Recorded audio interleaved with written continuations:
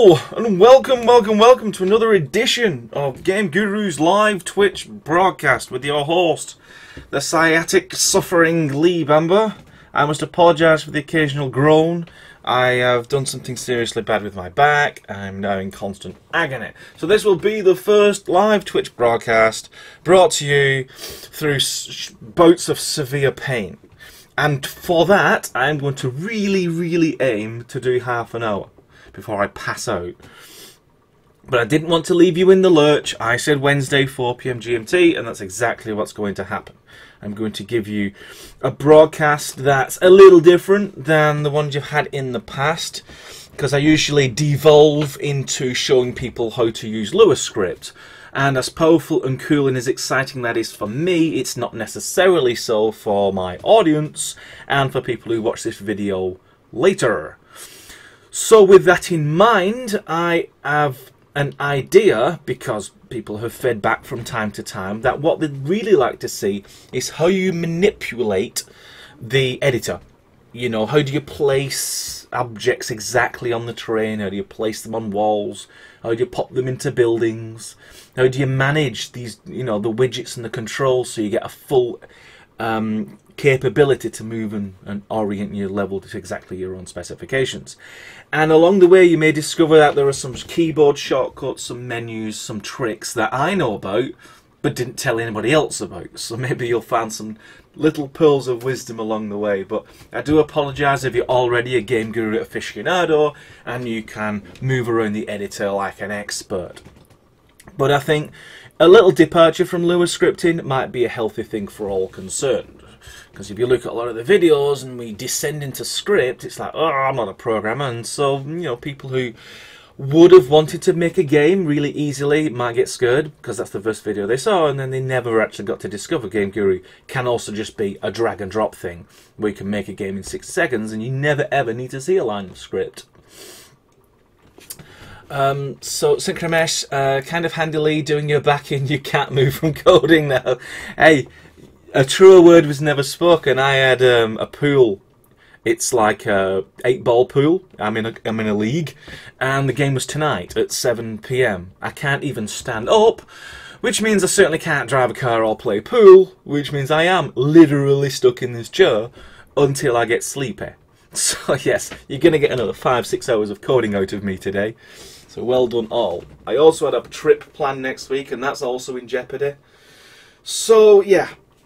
It's bad news for my pain receptors, but good news for the rest of the universe. So, without further ado, I think I've filled up 3 minutes quite capably. I'm going to go straight into our Steam installation of Game Guru. I'm going to run the editor. You'll notice most people go through Steam and then just click the product icon. I permanently live in Windows Explorer, so that's how I get into Game Guru, but it's the same Game Guru, I assure you. So as I said, I'm going to show you as much as I can think and imagine to show you the whole editing suite of things you can do in Game Guru. We're still going to make something, but we won't descend to script. We'll use what we've got, and if we need to make any tweaks, we won't. We'll change properties, but other than that, no.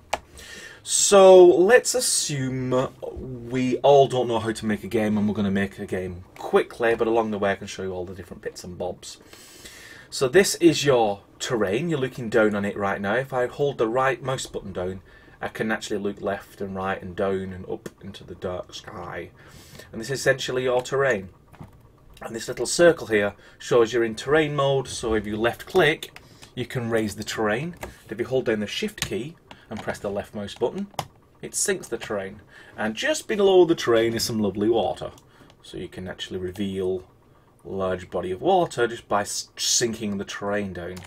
So those are your first couple of controls. Left to manipulate, shift and left does its opposite.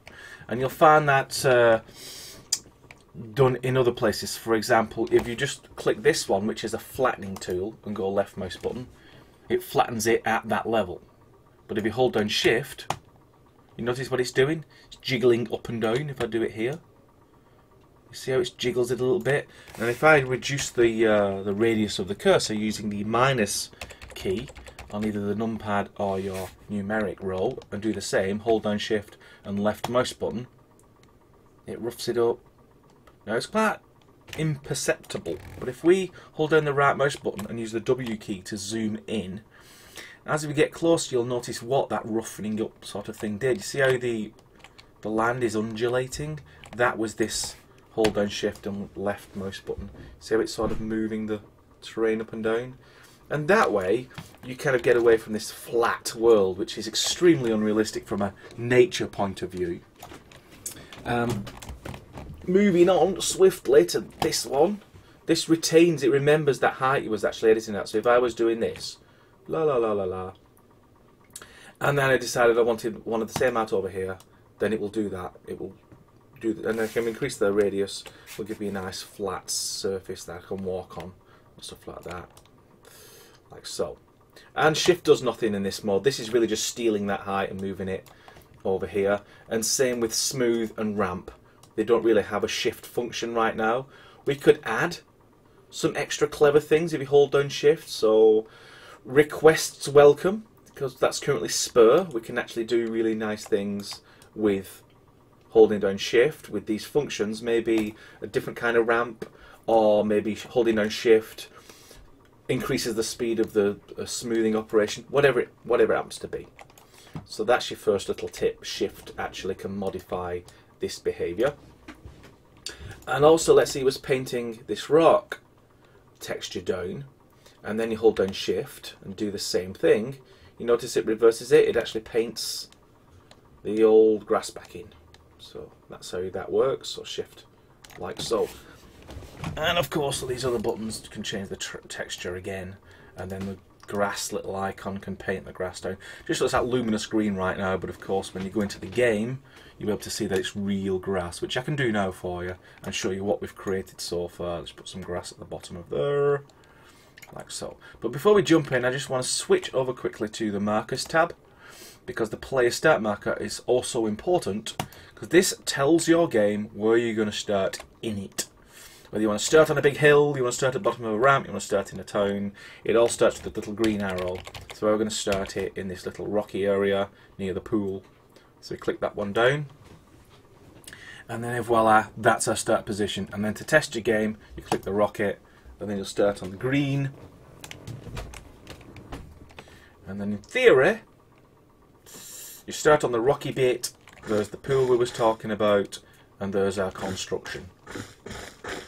And just in case you didn't know, because it is prompted, but often people ignore the prompt and then forget the feature even exists.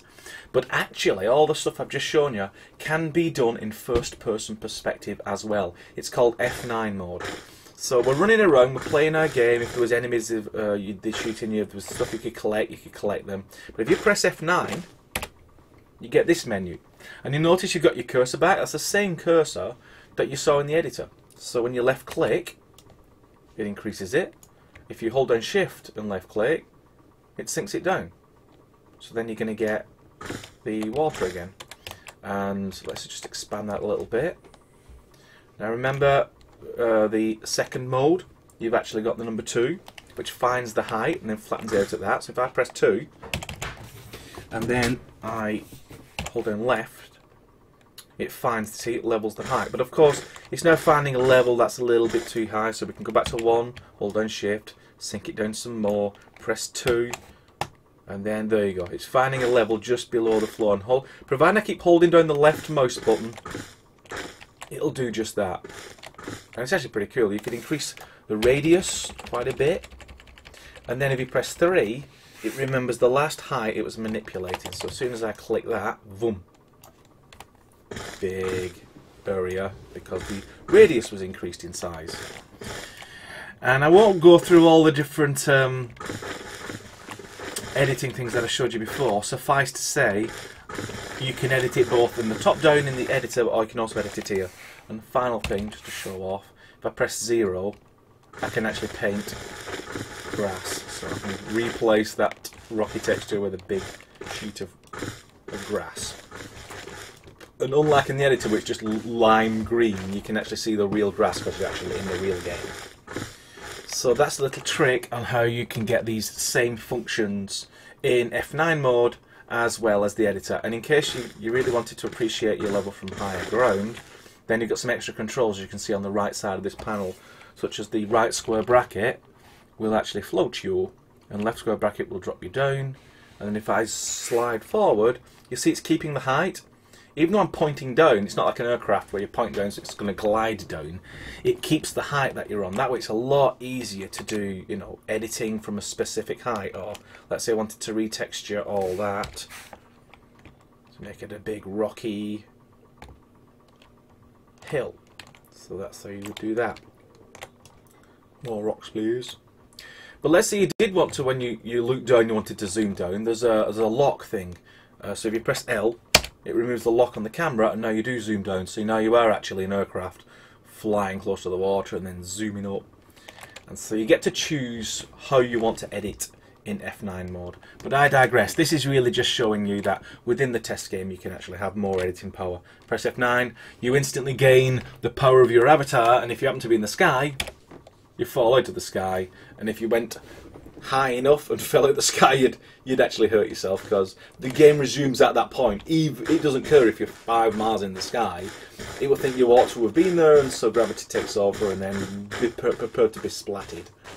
So coming back out, now you've seen also that, if I go to the grass thing, that rock is now grass.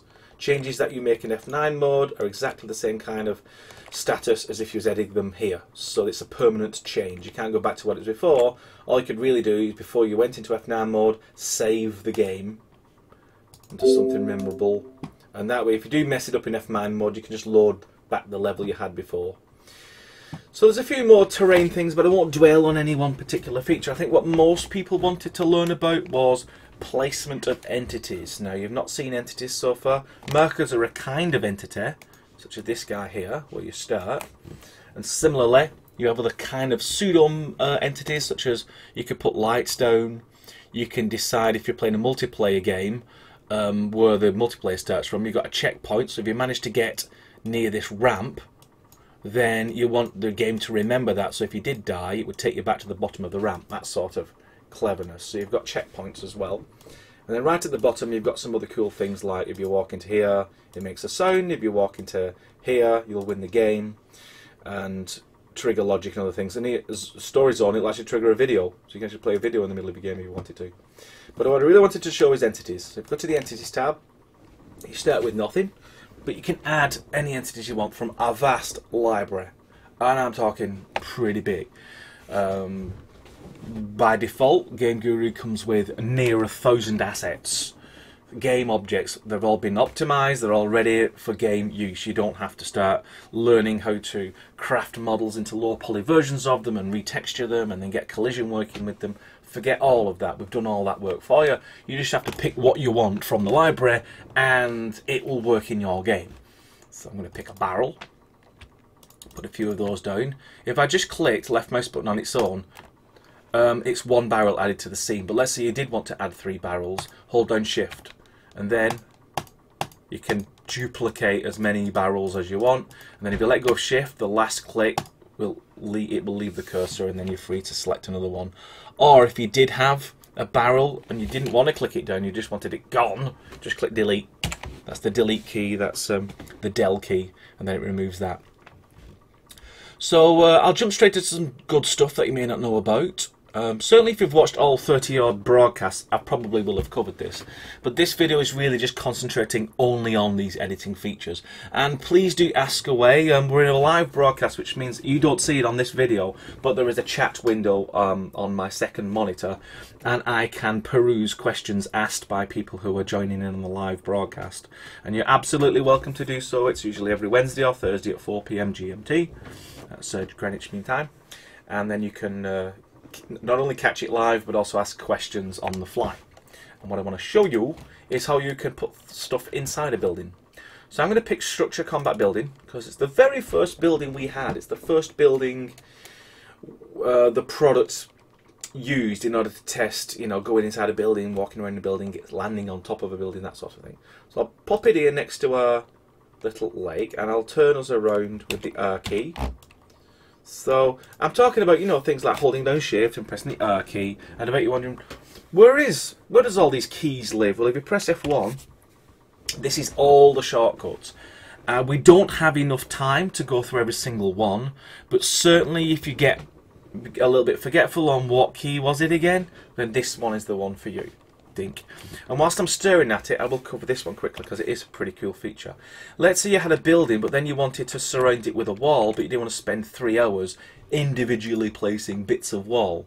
So if we go to scenery, we might find a nice piece of, like this, nice big piece of wall. If you press B, notice the bottom right now. Notice how it just changed to snap. If I press B again, it went to grid. Well, I can tell you what grid is. If I hold down shift and click, and then click again, and then move and click again, you notice it's sort of equally spaced. It's because the entity is actually using a 100 by 100 grid and it's fixed. But sometimes that's, unless your entity is exactly 100 by 100 or divisible by 100, that snap grid mode doesn't really work for you. So if you press B, you go back to normal, and then press B again, you go to snap. Now what you can do, I can click this down with shift held, and look, the next one snaps to that wall. Now there's going to be a feature update where you can increase the magnetism of these snaps, so I can be like almost over here and it'll snap to it. But right now this is a large wall, so relatively the magnetic snap radius is quite small. But you can see it does click to that. I can hold down, you can even rotate, it will snap to an edge of an entity at an angle. But the thing is, it only does it with its own kind. Only these walls can snap together. If you try to find a very similar wall and try to snap that to it, you may have a few problems, because it tries to do it, but it's not perfect. You really want to kind of stick to the same entity for the snap mode in most situations. But yeah, I digress. The thing I wanted to show you is putting stuff inside a building. Now right now, if you had to do it, I think you'd have a pretty straightforward time of it, in that you think, okay, what I'm going to do, I'm going to pick some furniture. What shall I have? Well, we'll have a little bench. And then, oh well, as soon as you try and put it in the building, you can't see it, you see. So what you're probably going to do is zoom into the building, so now you can see. And I put my bench here, I'll rotate it 90 degrees, and I'll put another bench here. But we seem awfully crammed in. You can't really get a cross section of you just have to keep looking around. You don't really get a sense of planning. You know, maybe you never really wanted it though, you wanted it over here. So what you can do, zoom out of the building again and just press tab. See what I've done? The tab mode slices the level at an arbitrary point. There's a vertical clip plane. You see how it fades out slightly on the edges of the walls? And if you wanted to change it, I think, yeah, hold down Control, the CTRL key, and use the mouse wheel up and down. And you can decide where that clip is. Now sometimes you'll press tab and all your geometry disappears. You're thinking, why did that happen? It's because your clip plane is underground. So just hold down Control, use your mouse wheel and pull the mouse wheel towards you, a negative wheel action, and then you can raise and lower as you see fit. So this is much better, isn't it, for editing our layer. Now we can actually almost come right to the top, peer down into our building. We can get the layer almost up against the walls, right in the corner. We can put this one in this corner, and it becomes a lot easier to add things and place them properly. Let's have a mattress on the floor, a bit of an angle. For that one I press 3, it's a 45 degree route. But if you hold down shift and 3, it's fine grain rotation. Now that's one way to rotate, but what most people are increasingly using is a new widget feature we added. Any entity, be it a building or something inside the building. Also, I just wanted to mention, the system's clever enough that it won't let you click the building if you're in tab mode and you're this close to it. If I came out, you could probably click it. See, you can move it about. But as I get close to it and I press tab, it won't let me click the building anymore. Why? Because the system knows you want to edit the contents of it, and it's quite intelligent about deciding when it lets you click things and when it doesn't let you click things.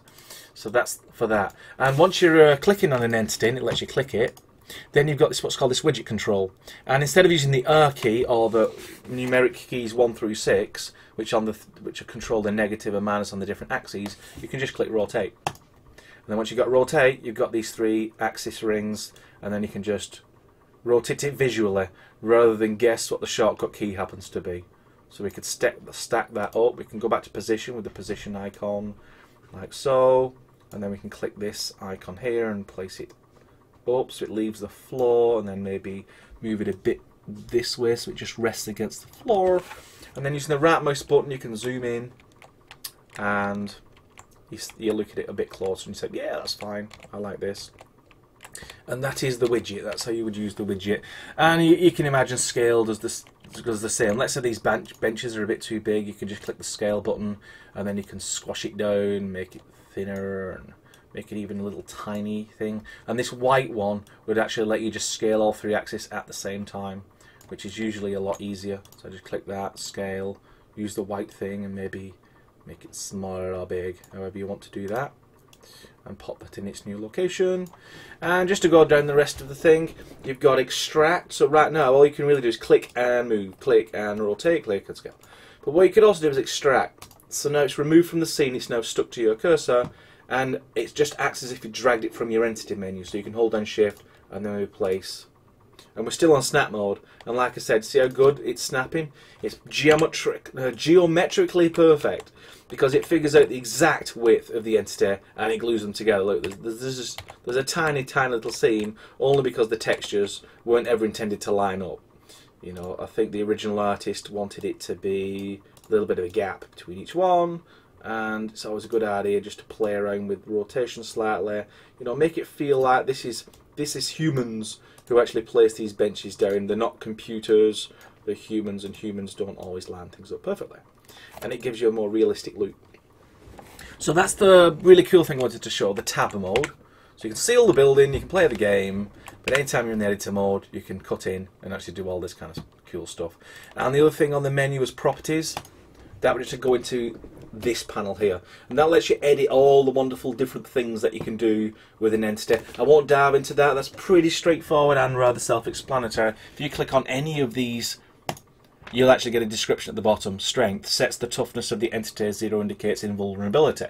So you get a little help on every little one. You click and then you can change the value here. Make sure you click apply changes and then it will make the appropriate change. And if you go back and add a little, maybe a yellow light, you notice it's on the ground. You're like, oh, my light doesn't seem to work, because it's actually on that floor plane. But you can use something called page up.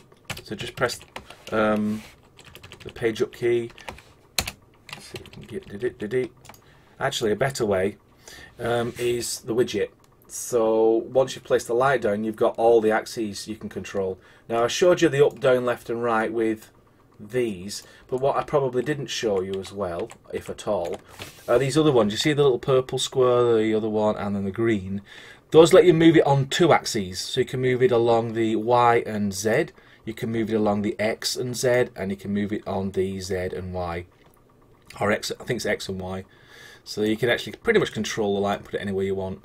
But if you put it through the floor, you won't get much light, so you're going to kind of put it in the middle of the room, usually where a light shade is. And I bet you're thinking, well, I can't see the light shade, you just chop the roof off.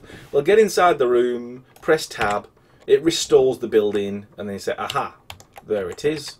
And then you can actually put the light up in the sky, go back to your entities, and then you may want a light shade. Now this, as you all know with my Twitch sessions, they're all live and unscripted and unrehearsed. But this is especially cruel because I can't remember, even if we had a lampshade as part of our massive selection of entities. But I'm certainly going to give it a look. So bear with me a few seconds. There's you may notice these aren't in your particular version of Game Guru. The Fantasy Pack and, well, lots of things, Building Pack, this other stuff. All these are either DLCs, which you can get from Steam, or they are things like what people have created themselves and dropped it into the root folder, which is a bit of a naughty. You should really use user or put it through the store so it can appear in purchase. As you can see, I'm quite the aficionado. I do like to browse the store from time to time, but I don't think anyone's done me a light shade. There are, I think, about 8,000 items in the store, so, and it has a search facility as well, so you just go onto it. In fact, why am I what I should really just show you is the store. So if we go to store, storefront,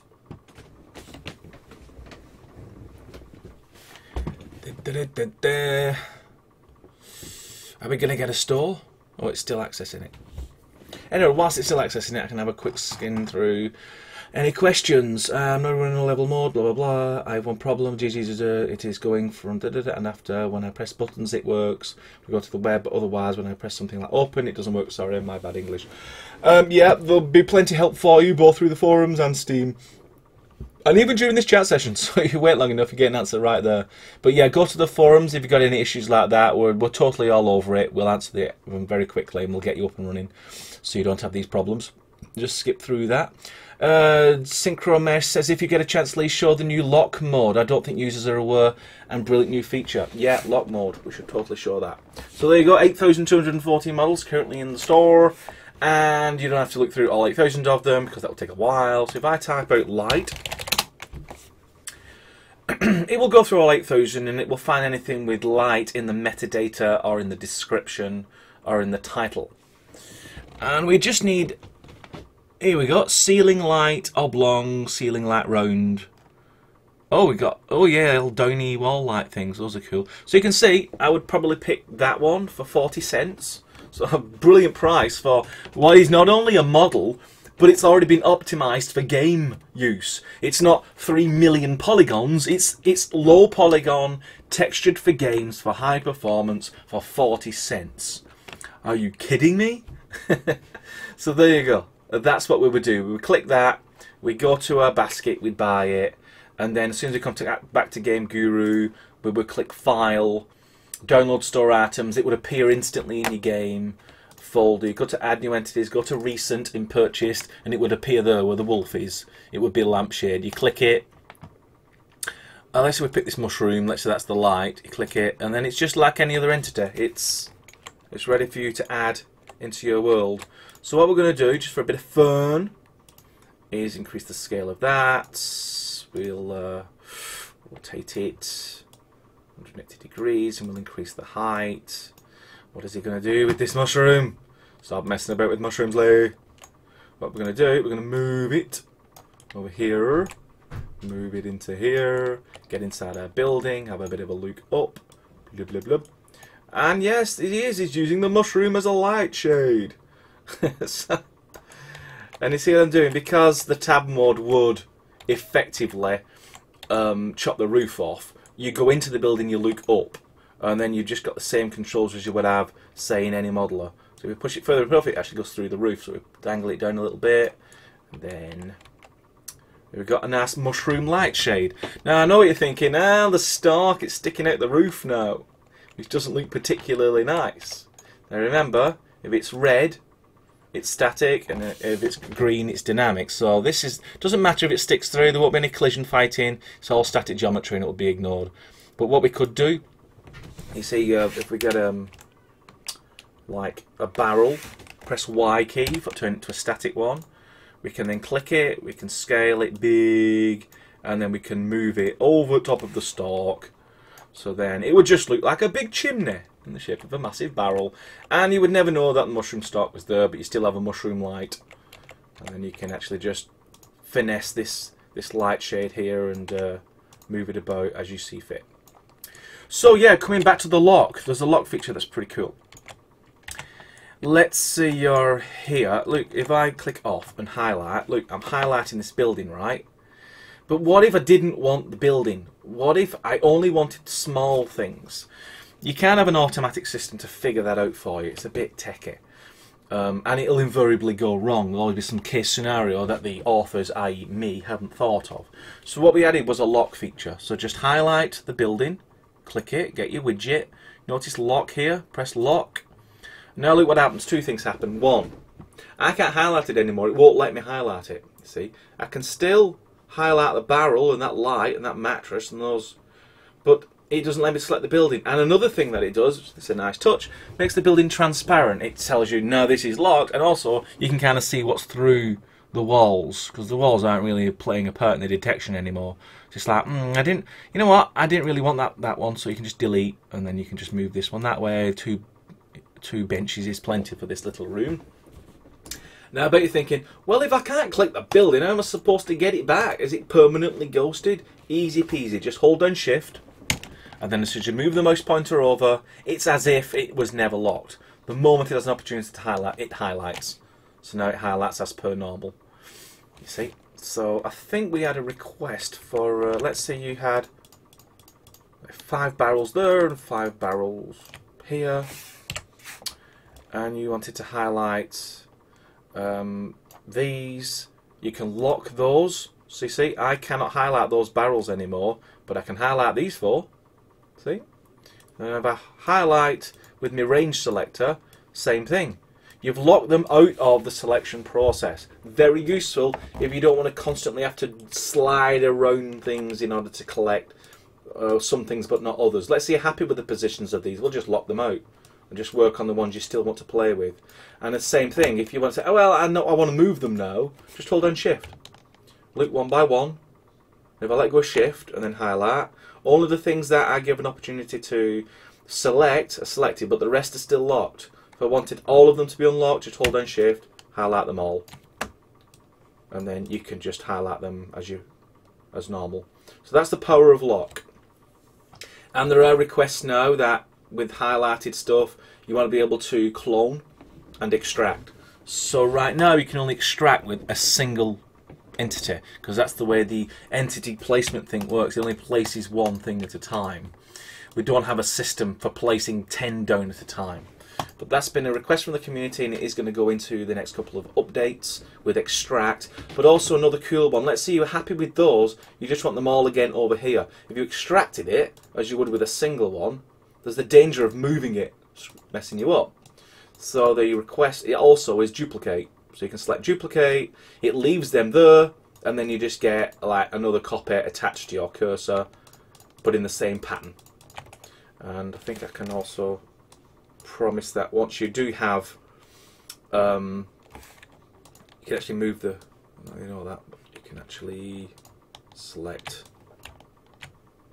let's say that one there.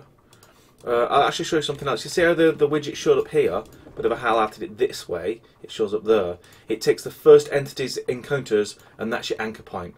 So if you hold this and then press R, you notice you can actually rotate it around. Or if we go to rotate, we can actually see a scale, for example. You can do that. So yeah, we're going to extend this menu when you group selecting to have more options. So I'll just go through, because that was a great question and absolutely needed to be demonstrated. It's one of the cool ones. So given the value of that question, I'm just going to pop back into the chat, see if there's anything similar which you might want to see. You're here, you're in the live broadcast, so absolutely. I shall defer to your questions before I blabber on about something I want to show you that I might not have shown you yet. Something else I didn't know, adjust height of the tab mode. Yeah, control and mouse wheel. Control the height of the tab mode vertical clip, as we call it. Just more questions about getting GG started. There's a couple of systems out there, like really low-end laptops and some strange driver configurations, or it's improperly installed, or something to do with an antivirus in the background. There's a couple of scenarios where Game Guru has trouble launching for the first time. Now, we've documented them all, they're all in FAQs and lots of anecdotal evidence in the forums. The best way to solve your problem is just go to the forum and ask a question. You'll get an answer very quickly. And likelihood is we've seen the issue before and we'll tell you exactly how to solve it. It's not necessarily a bug in Game Guru, although we continually improve the engine to get around these idiosyncrasies, but usually it's probably to do with a system configuration, or you know, it could be like, why is my Game Guru running slow? Well, if you're running on the integrated graphics, it may run slow, especially if it's an early generation integrated graphics.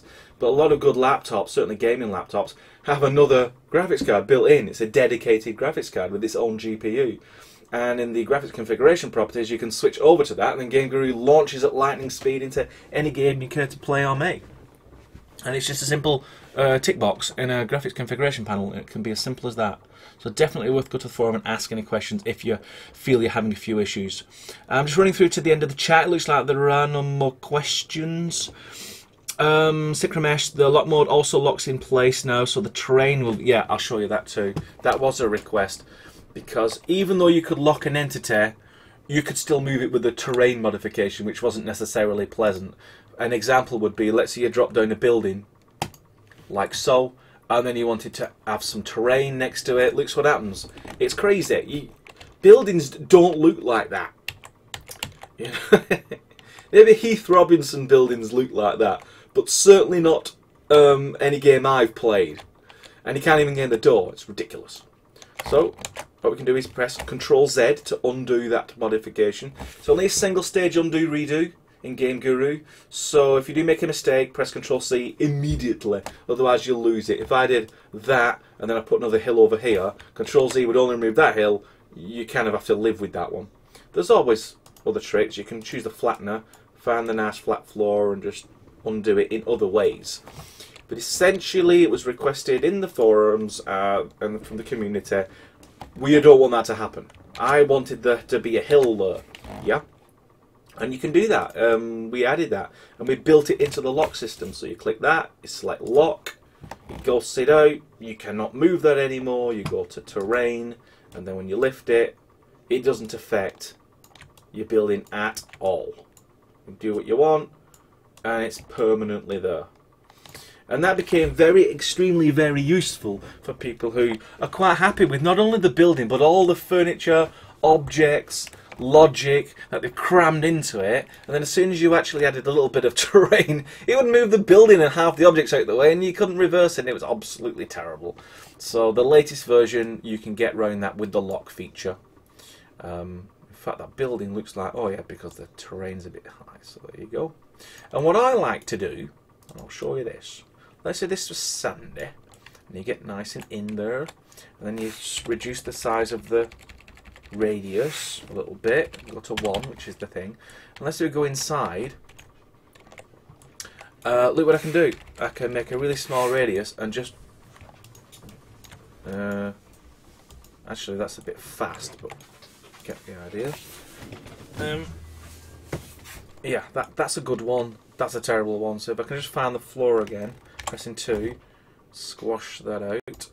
You see what I've actually done? I've filled the building in with sand, and it gets nice. And you'll see that in a lot of games where you walk into a building and it's full of sand or something like that. But and you know, the outside also looks good. Defeating those ground lines so it's not completely straight tells the human brain that this is nature. It's not artificial or man-made. So, and there's other things you can do to break up that line. I know I'm leaving editor controls and entering good level design practices, but let's say we had a bit of foliage, and you could pop that in. Yep, so it's probably a bit big for my liking. I'm going to just squash it down a little bit, and then extract so we can use a lot of it.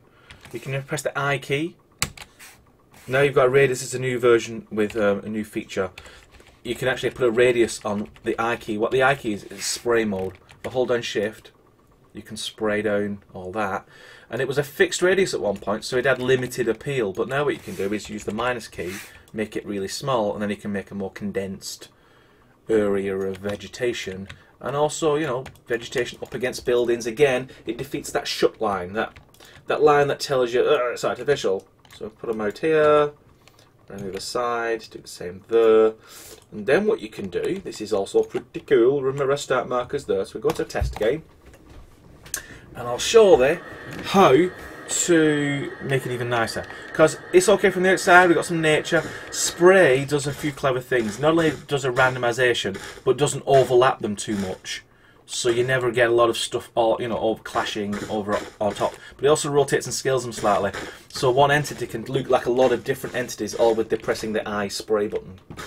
But inside, look, this is what we didn't want. We didn't want those plants coming through the wall. And that's where F9 mode comes in, because it's more of a finesse. Yes, you could do it with the editor by zooming in, but you know, you can also do an F9 mode, which is fun. So look, it's much more precision. It actually highlights right up here, and I can... Oh, I bet you're wondering how I got to entity mode. Press T for terrain, that's what you saw before.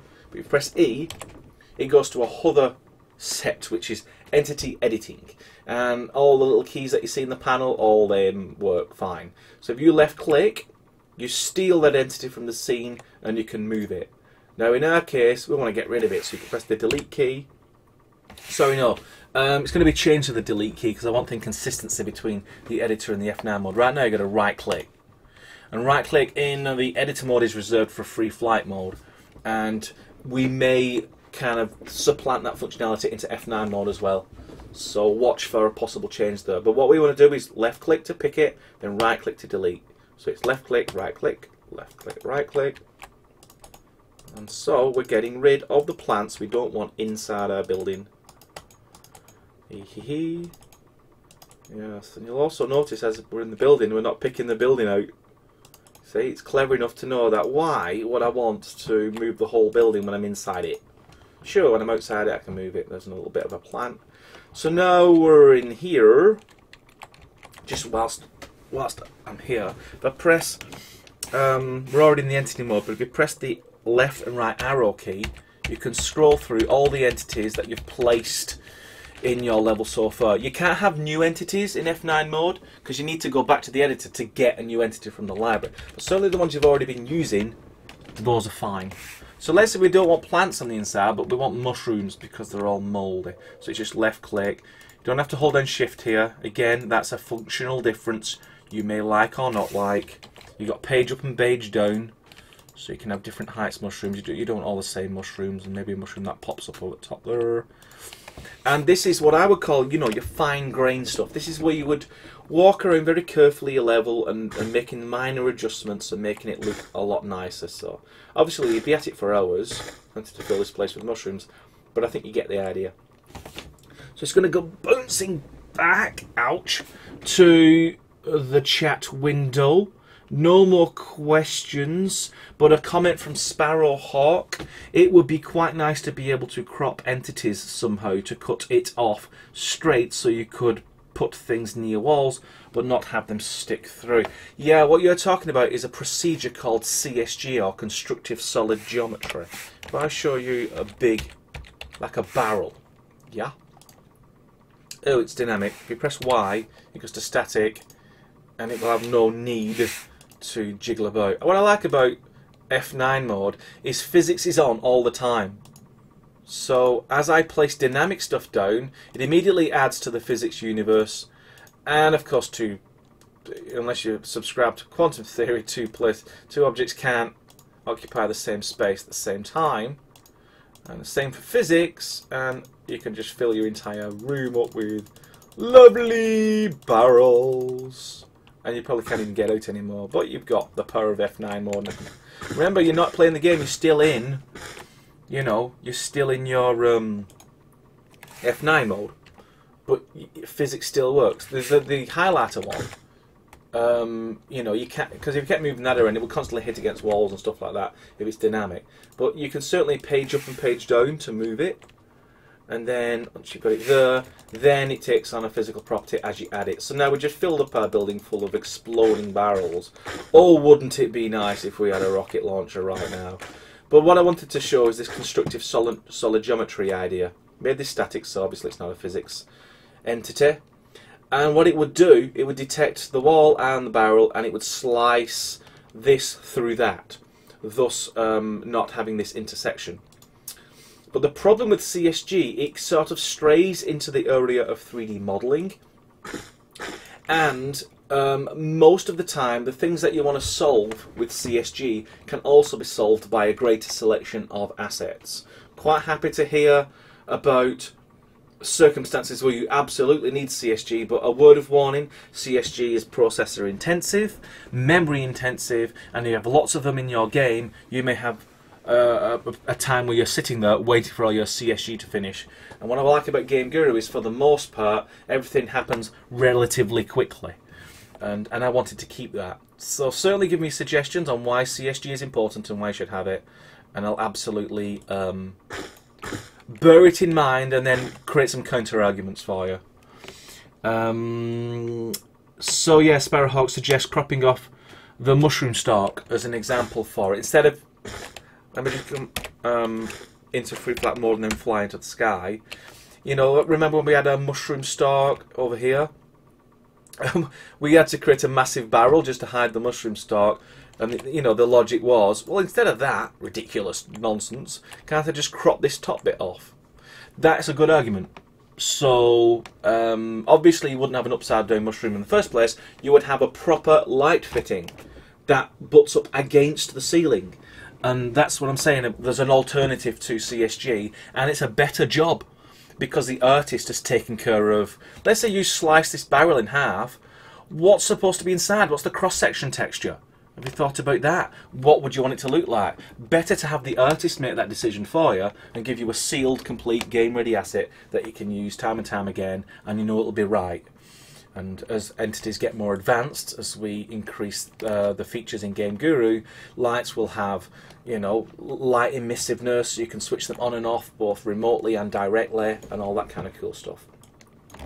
So I noticed Actress 26 asks free flight question mark. Yeah, free flight is what is the term we define for the editor zooming about. For many, many moons, Game Guru, you could only look at it like this, top down. You could only drop things in, like so. You could then move them about, like so. And the complaint was, certainly when you was doing terrain, we've got a big terrain here, you couldn't really appreciate that what that hill looked like. It can, you know it's a hill because it's got the rocky bits, and if you move side to side you get a sense that there's some 3D going on. But only when you played the game you realise that hill was extremely pointy. And when I went from here to here, that's the free flight I'm talking about. It's when you press the right mouse button and then you can use the mouse position to do your rotation. It's called mouse look. And then when you use your WASD keys to move, and then if you want to move fast, if you hold down shift and the WASD keys, then you can move really fast. You can move way to the world, you can slide sideways, and that's what we call free flight mode. And if you look in the top right, there's a little text, free flight view. And if I press G, it goes to top down view. And if I press F, it goes back to free flight view. And that was massively requested and thoroughly enjoyed once it was released as part of one of our updates. And it's entirely the power of the community that made this all possible. Certainly by no means unique. A lot of game makers, a lot of 3D modelers and similar tools have this kind of idea. But it was something lacking in Game Guru, and there was enough feedback on the subject that got us to add this feature earlier rather than later. So that's what free flight is. And I've just checked out the clock, and our ambition to only do a half-an-hour session to spur my back has gone well out of the window. We're now 51 minutes into the broadcast. We may as well do the hour. And even though it is very painful, it's also bearable. I think if I keep my mind off it by talking about Game Guru, we'll be okay. So post any questions if you have them. There's no more questions that I can see, so certainly fire away on this subject. Is there anything in terms of editing that you're concerned about? Things you've tried to do and failed miserably at? I've just thought of one thing, a question that was raised a while ago. Putting paintings on walls. Now in FPS Creator Classic, if you can remember that far back, we had a special horizontal lock mode. And it knew the entity was a painting, and it knew what a wall was, and it could snap the painting to the wall instantly. We're going to reintroduce that. We're going to drop that back in when we do the building editor, the easy building editor feature. It's going to be added back in, along with other really cool things. But to do that right now, in this version, I can show you how to do that. So let's pick a painting first. And again, we get thrown back into League. You may not even have a painting, so act quick. Got a piece of paper, got a map. I suppose we could stick the map on the wall. So there you go. If you look at the floor, there's our map. Can I go outside? Yeah. So we've got a nice map, and we want to stick it on the wall. So what you would do, obviously painting would already be in the library vertical, so you can just drop it on, but we're going to have a bit of a play around. I want it a bit bigger, so I'm going to scale, and then click the red and then white, and make it a bit bigger. But that's fine, but we want it rotated. So there's 6 keys. You got 1, 2, 3, 4, 5, 6. If I press 1, it rotates it on the X-axis. See? We only need to rotate it by 2 lots of 45 degrees, and we're now vertical. So once you're vertical, Then you can use your positiony thing. Now I like to use this green one. It's called the XZ, and that way you can move it this way and this way, and then you can get it all the way up to the wall quite nicely. Now the reason only half of it's sinking in is that this building isn't aligned. Just like this building has been slightly rotated, which makes my demonstration terrible. So what I'm going to do, I'm going to move over here, right over here. I'm going to add another building, and then I can demonstrate.